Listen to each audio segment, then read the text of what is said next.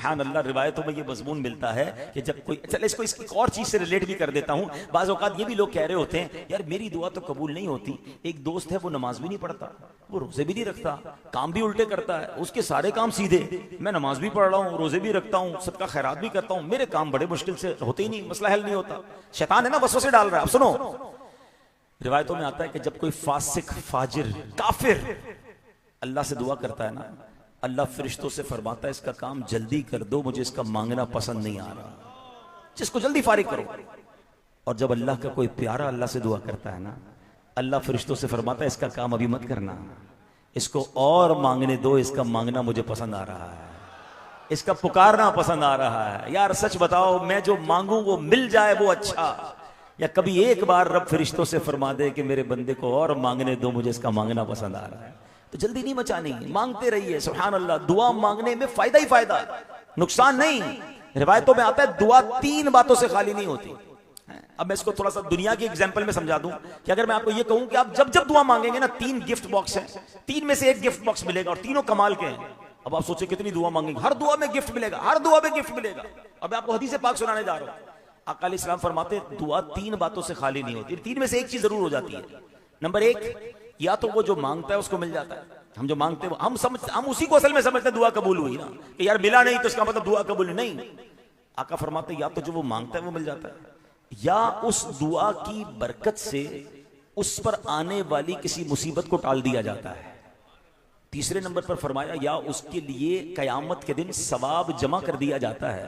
जब वो बरोज़े कयामत पहुंचेगा और पहाड़ जितनी नेकियां देखेगा तो वो अल्लाह से कहेगा मौला मैंने तो ये नेक अमाल नहीं किए। तो इरशाद होगा ये वो दुआएं हैं जो तुमने दुनिया में मांगी थी, वहां कबूल ना हुई, इनका अजर आखिरत के लिए जमा कर दिया गया। हदीस के अल्फाज हैं, बंदा तमन्ना करेगा काश दुनिया में कोई दुआ कबूल ही ना होती, इतना अजर मुझे आखिरत में मिल रहा है। इसका मतलब ये हुआ जब जब मैंने दुआ मांगी, जब जब अल्लाह को पुकारा है, उसका मुझे बेनिफिट जरूर हुआ है। अगर आंखों से नजर नहीं आ रहा तो मेरे रब ने बेहतर फैसला फरमाया होगा। अब मिसाल के तौर पे आपने दुआ मांगी या अल्लाह कारोबार में बरकत दे, उर्स पर भी गया हूं, हजरत मासूम शाह बुखारी के मजार पर भी गया और जनाब रात भर इबादत करता रहा और दुआ रब से मांगी, मगर कारोबार में बरकत तो नहीं हुई। रमजान में भी 15,000 की सेल थी, रमजान के बाद भी जनाब 12,000 की हो गई क्योंकि ईद भी चली गई, सेल तो नहीं बढ़ी। लोगों ने कहा था दुआ मांगो तो कबूल हो जाएगी। मुझे बताएं आपकी सेल 15,000 से दुकान की 20,000 हो जाए, ये अच्छा है। ये अल्लाह ना करे दुकान में आग लगने वाली थी, अल्लाह ने वो आग बुझा दी, अल्लाह ने वो आग टाल दी। आपका मेरा एक्सीडेंट होने वाला था, टांग टूटने वाली थी, अल्लाह ने उस आफत को दूर कर दिया उस दुआ की बरकत से, तो वो ज्यादा बेहतर हुआ। या मेरा कारोबार बढ़ जाता। तो अल्लाह के फैसलों पर यकीन रखें ना। और कुछ चीजें तो महसूस भी होती हैं, आपको भी होती होंगी यार, चलते चलते हम बच जाते किसी एक्सीडेंट से, हैं नहीं होता, ब्रेक लगा देते, अरे यार बच गया, गिरते गिरते बच गया, बच्चा गिरते गिरते बच गया। अचानक आप देखते हैं 1 सेकंड, 5 सेकंड, 2 सेकंड के फर्क से मैं किसी हादसे से बच गया। ये कैसे बच गया? ये कोई दुआ थी, ये कोई सदका था, ये कोई नेकी थी जो आपके आड़े आई है और आपको इस मुसीबत से बचाया है। आप कोई कारोबार शुरू करने लगे थे, ऐसा कई बार हुआ होगा, किसी कारोबार में, किसी रिश्ते में, किसी मामले में वो काम जब नहीं हुआ आपको बड़ा अफसोस हुआ होगा कि यार ये काम हो जाता तो कमाल हो जाता। मगर थोड़े अरसे बाद पता चलता है कि यार अल्लाह ने बचा लिया, इस काम में और दोस्त गए थे वो तो फंस गए, उनके तो पैसे खराब हो गए, उनका फला नुकसान हो गया, यार अल्लाह ने कितना अच्छा मेरे लिए फैसला फरमाया। उस वक्त समझ नहीं आता, मगर बाद में बाजों का दिखा भी दिया जाता है।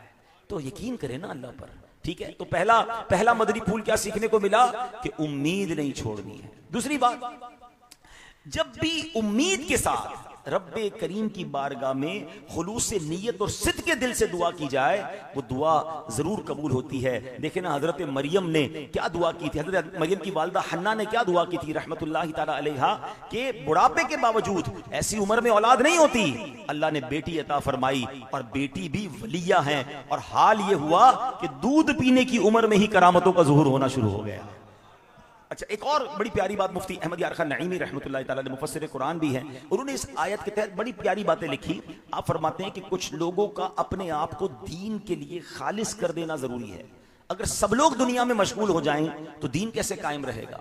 काश मुसलमान इससे इबरत पकड़ें और अपनी बाज औलाद को खिदमत दीन के लिए वक्फ कर दें, जिन्हें बचपन से ही तैयार करें। मगर अफसोस अब मुसलमान की नजर रोटी पर रह गई। मगर याद रखो तुम्हारी इज्जत दीन से है और दीन का बाकी रहना उलमा और सालिहीन से है। अगर अपनी बका चाहते हो तो अपनी जमात में ऐसे लोग ज्यादा बनाओ। रब्बे करीम फरमाता है फलौला नफरा मिन कुल्ली फिरकतिन मिनहुम ताइफतुन लियतफक्कहू फिद्दीन। फरमाया तो क्यों ना हुआ कि उनके हर गिरोह में से एक जमात निकले कि दीन की समझ हासिल करे।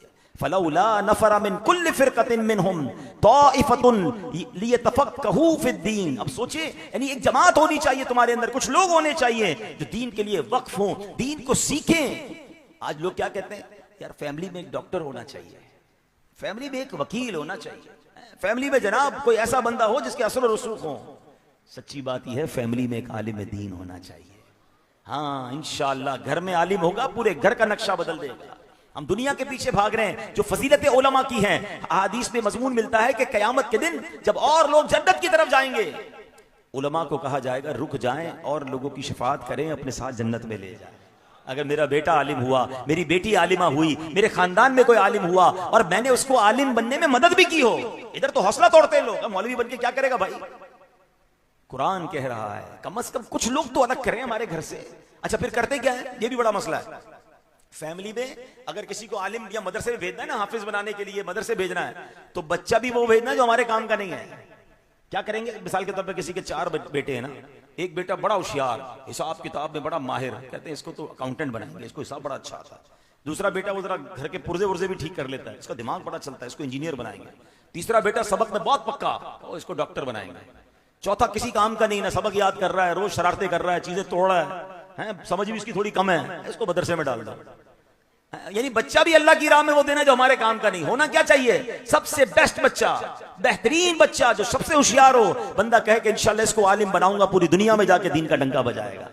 अल्लाह के लिए देना है ना, अल्लाह ने और दे देने हैं, और उस बच्चे ने फिर आपके लिए जो मगफिरत का सामान करना है। तो अल्लाह करे यहाँ जो हजरत मासूम शाह बुखारी रहमतुल्लाह तआला के मजार पर आए, ये नियत करें या तो आप खुद आलिम बन जाए। दावत इस्लामी ने कितना आसान कर दिया है, बच्चों के लिए मदरसतुल मदीना बनाए, जामियतुल मदीना आलिम बनने के लिए बनाए, जो कारोबारी लोग हैं उनके लिए नाइट क्लासेस शुरू कर दी, जनाब रात को आकर आप पढ़ लें, इल्म दीन हासिल करें। अच्छा फिर आलिम रात को भी नहीं पढ़ सकते, ऑनलाइन पढ़ना चाहे तो पढ़ लें।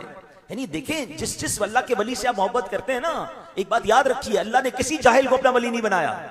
2 बातें हमेशा याद कर ले, ये बड़ा प्रॉब्लम है आजकल जनाब। 6-8 मालाएं कोई पहन ले, 10-12 अंगूठियां पहन ले, और लंबे लंबे बाल रख ले, ओ बाबा बड़ा पहुंचा हुआ है। बाबा कहीं और ही पहुंचा हुआ है। जो बाबा शरीयत पर अमल नहीं करता, याद रखिए अल्लाह ने किसी फासिक को अपना वली नहीं बनाया और अल्लाह ने किसी जाहिल को अपना वली नहीं बनाया। अल्लाह ने जिसको अपनी विलायत से नवाजा है उसको इल्म भी अता फरमाया, उसे तकवा भी अता फरमाया। ये जो अजीब अजीब बातें कुछ लोग कर रहे होते हैं ना, तकवा जनाब शरीयत अलग है, तरीकत अलग है, रास्ते अलग हैं। शरीयत और तरीकत वो एक ही रास्ता है, बगैर नमाज। बाबा वो कहते हैं बाबा फजर जो है वो मदीने में पढ़ते हैं, जोहर मक्के में पढ़ते हैं, हमारे सामने क्यों नहीं पढ़ते नमाज, वहां पढ़ते हैं। तो खाना भी वही खाया करें ना, खाने सारे यहाँ खाने, नमाजें वहां पढ़नी है। तो ये ऐसे लोगों के चुंगल में ना आया करें। जब याद रखिए, जिसके हाथ में हाथ देना है ना, पहले आंखें खोलें कि उसने हाथ नबी पाक के हाथ में दिया है, उसने शरीयत को थामा है। उस बड़ा प्यारा, मेरे से पहले एक शख्सियत ने, माशाल्लाह भाई थे माइक पे, बड़ी प्यारी उन्होंने बात की कि हमें अल्हम्दुलिल्लाह यहाँ मौला अली की मनकबत भी पढ़ी गई और यहाँ सैयदना अमीर माविया के जिक्र खैर भी हुआ।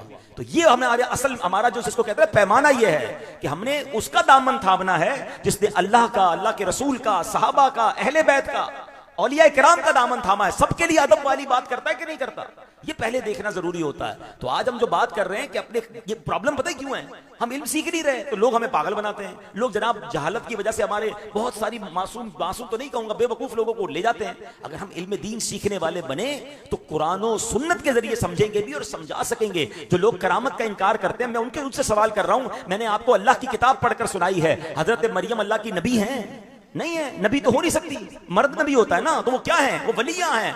उस वलिया की करामत का जिक्र कुरान में मौजूद है, बेमौसम के फल वहां आते हैं और अल्लाह के नबी जहां वो मौजूद थी वहां जाकर दुआ करते हैं, अल्लाह उनकी दुआ कबूल फरमाता है। इससे करामत का सबूत भी मिला। इससे मज़ारात औलिया या अल्लाह वालों के जहां उन्होंने इबादत की, उनकी चिल्लागाह हो, वहां जाकर दुआ की जाए, दुआ कबूल होती है। इसका सबूत भी हमें कुरान से मिल गया। और ऐसे बहुत सारे सबूत मौजूद हैं, लेकिन कंफ्यूज हो जाते हैं। सोशल मीडिया पर आकर हमें कोई समझाता है, हम कहते हैं हाँ यार ये बात तो सही कर रहा है, लेकिन चूंकि हमारे पास इल्म नहीं है। मुझे बताइए, हजरत सुलेमान अला नबीना अलैहिस्सलाम का दौर है और आप फरमाते हैं अपनी मजलिस में, और ये वाकया भी कुरान में मौजूद है कि मैं चाहता हूं कि मलका बिल्कीस के आने से पहले उसका तख्त मेरे पास आ जाए। वो तख्त कितना बड़ा था, ये छोटी टेबल नहीं है, कई गज चौड़ा कई गज लंबा तख्त है, और जनाब वो 4 गली दूर नहीं किसी और मुल्क में मौजूद है। आज भी अगर उस तख्त को उस मुल्क से लेकर हजरत सुलेमान के पास कोई लाना चाहे, अगर हवाई जहाज में भी लाए तो loading unloading take off landing उसमें भी कई घंटे निकल सकते हैं। एक शख्स कहता है जो आपके दरमियान मौजूद है, फरमाया वो जिन था। जिन कहता है हुजूर आपकी मजलिस को खत्म होने से पहले मैं उस तख्त को ले आऊंगा। चले हो सकता है कोई कहे कि जिन्नात के पास तो ताकत होती है, सुभान अल्लाह। अब एक ऐसा शख्स वहां मौजूद है, हजरत सुलेमान कहते हैं मुझे इससे भी पहले चाहिए। अब एक हजरत सुलेमान का उम्मती है, नाम उनका है आसिफ बिन बरखिया। वो कहते हैं हुजूर आपकी पलक झपकने से पहले वो तख्त ले आऊंगा।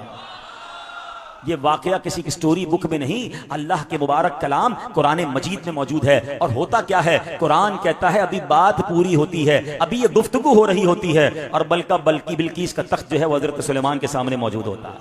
अब वेरी सिंपल, आसिफ बिन बरखिया क्या ये नबी हैं? ये नबी नहीं हैं, उम्मती हैं। किसके उम्मती हैं जरा बताओ?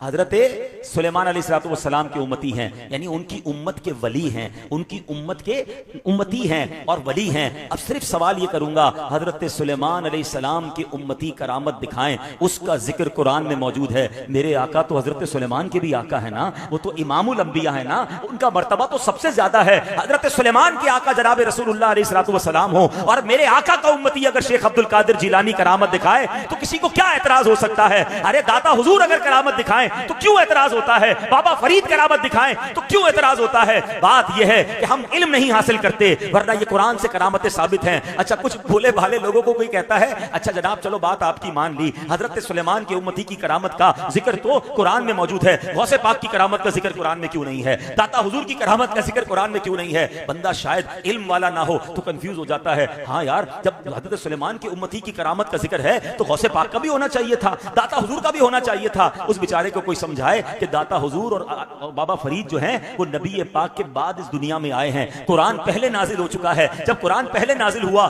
तो बाद के वाकयात का जिक्र कैसे होगा? अल्लाह अकबर। बस भोले भाले मुसलमान परेशान हो रहे होते हैं। हमारे पास ये अल्हम्दुलिल्लाह कुरानी सबूत मौजूद है, और ये बात बुखारी शरीफ की हदीस में भी मौजूद है कि जब बंदा अल्लाह का कुर्ब हासिल कर लेता है तो रब फरमाता है मैं उसकी आंखें बन जाता हूं जिससे वो देखता है, मैं उसके हाथ बन जाता हूं जिससे वो पकड़ता है, मैं उसके कान बन जाता हूं जिससे वो सुनता है, मैं उसके पैर बन जाता हूं जिससे वो चलता है। अल्लाह अकबर। मैं आपसे पूछता हूं, मेरे हाथ में ये मोबाइल है, चंद हजार रुपए का मोबाइल लूं, 200-300 रुपए का इंटरनेट लूं, और जनाब यहां बैठ के सारी दुनिया देखूं, गूगल मैप पर दुनिया का हर मंजर देखूं, तो आप कहेंगे जनाब ये इंटरनेट का कमाल है। बताओ तो सही, जब अल्लाह जिसकी आंखें बन जाए, उसका नूर किसी की आंखों में आ जाए, जब किसी की समात में अल्लाह का नूर दाखिल हो, और गौसे आजम फरमाए नजरतु इला बिलादिल्लाहि जमअन का खरदलतिन अला हुक्म इत्तिसाली, कहते मैं अल्लाह के शहरों को इस तरह देखता हूं जैसे मेरे हाथ पर राई का दाना पड़ा हुआ है। तो इसमें क्या प्रॉब्लम है? मैं गुनाहगार आदमी चंद 100 चंद हजार रुपए खर्च करके मोबाइल फोन पर सारी दुनिया देखूं, ये तुम्हें समझ आता है? और मेरे गौसे पाक रूहानी कनेक्शन के जरिए और बुखारी की हदीस के जरिए कि मैं उसकी आंखें बन जाता हूं जिससे वो देखता है। अरे रब की कुदरत जिसके साथ हो जाए, फिर बगदाद में रहकर वो कराची वालों को देखे तो उसमें क्या हर्ज है? फिर क्यों कंफ्यूजन क्रिएट की जाती है? इस कंफ्यूजन का वजह यह है हम इल्म नहीं सीखते, हम कुरान नहीं पढ़ते। औलिया किराम की मोहब्बत हमें कुरान सिखाता है, औलिया किराम की मोहब्बत हमें नबी पाक सिखाते हैं, हमें हदीसें सिखाती हैं। अल्लाह अकबर। और औलिया किराम तो जीती जागती तफसीर कुरान है। सुभान अल्लाह। बाबा फरीद शकरगंज रहमतुल्लाहि तआला अलैह, उनके दरबार में पीर मेहर अली शाह साहब बड़ी पाबंदी के साथ जनाब उनके बाजार पर हाजिरी देते, हर साल हाजिरी देते। एक वहां भी आ गया, बद मजहब आया, कहते हैं आप तो इतने बड़े शेखुल हदीस हैं, आप तो इतनी किताबें लिखने वाले, आपके पास इतना इल्म, ये आप हर साल बाबा फरीद पे क्यों आते हैं? किससे पूछ रहा है? पीर मेहर अली शाह साहब से। और पीर मेहर अली शाह साहब कौन हैं? किथे मेहरे अली, किथे तेरी सना, आपका इल्म कैसा था? आप फरमाते मैं तो यहां तफसीरे कुरान अपनी आंखों से देखने आता हूं। तफसीरे कुरान का मंजर देखने आता हूं। वो बदअकीदा कहता है तफसीरे कुरान का बाबा फरीद के मजार से क्या ताल्लुक है, यहां आकर कौन सी तफसीर देखते हैं। अल्लाह अकबर। सुनो बाबा पीर मेहर अली शाह साहब का मजार, उनका जवाब सुनो। आज मासूम शाह बुखारी के पास आए नहीं हैं, ये अल्लाह ने भेजा है, ये अल्लाह ने इनके चर्चे को बुलंद किया है, ये अल्लाह वालों की मोहब्बत अल्लाह दिल में डालता है। सुनो पीर मेहर अली शाह साहब क्या फरमाते हैं, कहते हैं मैं तो तफसीर कुरान देखने आता हूं। कहा बाबा फरीद के मजार पर कौन सी तफसीर है, कहते हैं अल्लाह ने कुरान में फरमाया फज़कुरूनी अज़कुरुकुम, तुम मेरा जिक्र करो मैं तुम्हारा जिक्र करूंगा, मैं तुम्हारा चर्चा बुलंद करूंगा। वो कहते मैंने पढ़ा था कि बाबा फरीद सारी जिंदगी अल्लाह का जिक्र करते हुए दुनिया से गए हैं, अल्लाह ने उनका चर्चा कैसा बुलंद किया है, लाखों जबानों पर हक फरीद या फरीद जारी कर दिया है। ये ऐसी जबान पर जारी नहीं होता। अल्लाह की कसम लाहौर में रिश्तेदार हमारा रहता हो, हालांकि मेरा कोई रिश्तेदार नहीं है, मगर दिल तड़पता है तो लाहौर जाकर बाबा हमारे दाता हुजूर के पास जाने को तरसता है। अजमेर में हमारा कोई रिश्तेदार नहीं, मगर पूछो औलिया के चाहने वालों से, जी चाहता है कभी मौका मिले तो गरीब नवाज के दरबार पर जाएं। बगदाद में कोई रिश्तेदार नहीं रहता, मगर तड़प रहे हैं औलिया के चाहने वाले कि गौसे पाक के दरबार में जाएं। ये क्यों जाते हैं? अरे जनाब अपनों के पास जाने का टाइम नहीं है, ये ऐसे नहीं जाते, ये अल्लाह ने मोहब्बत डाली है। फज़कुरूनी अज़कुरुकुम, तुम मेरा जिक्र करो मैं तुम्हारा चर्चा करूंगा। अल्लाह वालों ने अल्लाह का जिक्र किया, अल्लाह ने उनकी मोहब्बत लोगों के दिलों में डाल दी, उनका जिक्र आज भी बाकी है। तो है मेरे प्यारे इस्लामी भाइयों, औलिया किराम से मोहब्बत ये हमारे ईमान का तकाजा है। ये अल्लाह वाले हैं जो अल्लाह से मिला देते हैं। अल्लाह अल्लाह किए जाने से अल्लाह न मिले, अल्लाह अल्लाह किए जाने से अल्लाह न मिले, अल्लाह वाले हैं जो अल्लाह से मिला देते हैं। हाँ ये बात जरूर है, इस बात का इकरार है कि जनाब मज़ारात औलिया को ले लें, ये कुछ ऐसे अफ़आल हैं जिनसे सुन्नियों का अहले सुन्नत का कोई ताल्लुक नहीं। जो जाहिल लोग आकर मज़ारात पर ऐसे काम करते हैं कि जो शरीयत के खिलाफ हैं, उसको हम भी कंडेम करते हैं, उसके खिलाफ हम भी बात करते हैं, मगर उन चंद आली मवाली लोगों की वजह से क्या हम मज़ारात औलिया पर आना छोड़ देंगे? क्या हम मज़ारात औलिया का इनकार कर देंगे? ये तो ऐसा ही हुआ कि किसी के नाक पर मक्खी बैठे तो आपके नाक ही काट दो, नहीं आप कहेंगे मक्खी को उड़ाओ नाक को बचने दो। तो जनाब शादी में इतने सारे बुरे काम होते हैं, कोई नहीं कहता शादी करना छोड़ दो। अक्लमंद आदमी क्या कहता है, क्या जो गलत काम है वो ना करो, बाकी शादी तो अच्छा काम है, सुन्नत है। तो बिल्कुल हमारा भी मानना यह है कि मज़ारात औलिया पर हाजिरी देना, शरीयत के मुताबिक हाजिरी देना, यहाँ आकर दुआएं रब की बारगाह में करना और फिर इनकी सीरत को पढ़कर अपनी जिंदगी पर अमल करना, ये बड़ी नेकी का काम है। हाँ जो गलत काम होते हैं वो माशाअल्लाह अवेयरनेस बढ़ती जा रही है। देखिए ना आज भी तो उर्स है, कौन सा ढोल तमाशा हो रहा है, आज भी तो उर्स है, कौन सी बेपर्दगी हो रही है, आज भी तो उर्स है, कौन सा माअल्लाह यहाँ पर नशा हो रहा है, अल्लाह रसूल की बातें हो रही हैं, महफिल नाच चल रही है, रात के इस पहर भी अल्लाह के बंदे अल्लाह और उसके प्यारों का जिक्र कर रहे हैं। ये खूबसूरत अंदाज है उर्स मनाने का, ये खूबसूरत अंदाज है अल्लाह वालों के पास हाजिरी देने का। तो है मेरे प्यारे इस्लामी भाइयों, सीखने को क्या मिला कुरान के इस वाक़े से कि हमारे अंदर से कुछ लोग वक्फ इल्लाह होने चाहिए, दीन के मुबल्लिग बनने चाहिए, अहले इल्म बनकर दुनिया भर में इल्म की शमा को रोशन करने वाले बनने चाहिए। और अब आखिर में ये बात जरूर अर्ज करूंगा कि जिस भी अल्लाह के वली की सीरत को पढ़ें जनाब, उनकी सीरत में कुछ बातें बड़ी कॉमन मिलेंगी। वो कॉमन बात क्या है जो 100% हर अल्लाह के वली के पास होगी कि वो 5 वक्त के पाबंदी से नमाजी थे। मैं कहूं कि मैं औलिया का चाहने वाला, मैं कहूं मैं पंजतन का गुलाम, मैं कहूं मैं गौस पाक का मुरीद है, और मेरी नमाजें कैसे कज़ा हो सकती हैं? माशाल्लाह अभी 2 दिन पहले आप सारे 5 वक्त के नमाजी थे। मजे की बात तो यह है ना कि 2 दिन पहले हम सारे 5 वक्त के नमाजी अल्हम्दुलिल्लाह, पूरी मस्जिदें भरी हुई थी। तो नमाज रमजान में भी फर्ज, रमजान के बाद भी फर्ज है। औलिया कराम के चाहने वालों आज नियत करें, बड़ी मुबारक बारगाह में आए हैं। देखें आप यहाँ पर आकर कुछ तो तोहफा लेकर आए होंगे ना, इतनी बड़ी बारगाह में आए हैं, इनके उर्स में आए हैं, तोहफा बाद में इनसे लेंगे, पहले खुद भी तो कुछ तोहफा देना। तो हमारा तोहफा क्या हो कि हम हजरत की बारगाह में नियत करें कि या अल्लाह आज के बाद मेरी कोई नमाज कज़ा नहीं होगी, और इस नियत का सवाब मैं हजरत को तोहफा भेज रहा हूँ। क्या खूबसूरत तोहफा होगा। फिर देखे ना, गुलाम जो होता है ना, हमेशा याद रखे, वो अपनी हैसियत के मुताबिक तोहफा देता है और बादशाह अपनी शाया निशान अता फरमाते हैं। मेरे करीम से कतरा किसी ने मांगा, दरिया बहा दिए हैं, दुर्बे बहा दिए हैं। आप अच्छी नीयत तो पेश करें ना। अब जिसके चेहरे पे दाढ़ी नहीं है, मैंने आपको क्या कहा, अल्लाह का हर वली दाढ़ी वाला, अल्लाह का हर नबी पाक का हर साहबी दाढ़ी वाला, अल्लाह के हर नबी दाढ़ी शरीफ वाले थे। तो मेरे चेहरे पे भी तो दाढ़ी होनी चाहिए ना। आपको पता है हमारी एक 1-to-1 मुलाकात होने वाली है नबी पाक से। हाँ ये आपको शायद याद होना चाहिए, मजमे में नहीं, अकेले 1-to-1 कैसी मुलाकात हो। वो कहाँ होगी?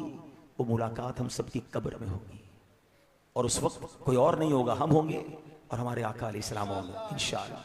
अब उस मुलाकात की क्या तैयारी है? मिसाल देता हूं, दुनिया में जो आपकी फेवरेट पर्सनैलिटी हो, आपको कहा जाए आपकी 4 दिन बाद उनसे मुलाकात है, आप कहेंगे अच्छा मैं जरा कपड़े तो खरीद लूं, उनके लिए कोई तोहफा तो खरीद लूं, तैयारी तो करूं यार, पता नहीं अच्छा बातें क्या करनी है, थोड़ी देर की मुलाकात होगी, पॉइंट्स भी लिख लूं, फिर पता नहीं मौका मिले ना मिले। अल्लाह अकबर, जिनके सबब कायनात बनी है, जो वजह तख्लीक कायनात है, मेरे आका अलैहि सलाम से हम सब की मुलाकात होनी है। उस मुलाकात की तैयारी नहीं करनी है? कैसे मुंह दिखाऊंगा, क्या बात करूंगा, क्या अर्ज करूंगा, क्या पेश करें जाना, क्या चीज हमारी है, ये दिल भी तुम्हारा है, ये जान भी तुम्हारी है। 2 किस्म के लोग हैं इस वक्त मुसलमानों में। कुछ तो वो हैं जो सारी जिंदगी नबी पाक की सुन्नतों पर अमल कर रहे हैं, चेहरे पे दाढ़ी है माशाल्लाह, कईयों ने सर पे इमामा सजाया है या जन्नत सुन्नतों वाला लिबास है, सच बोल रहे हैं, दुरूद पाक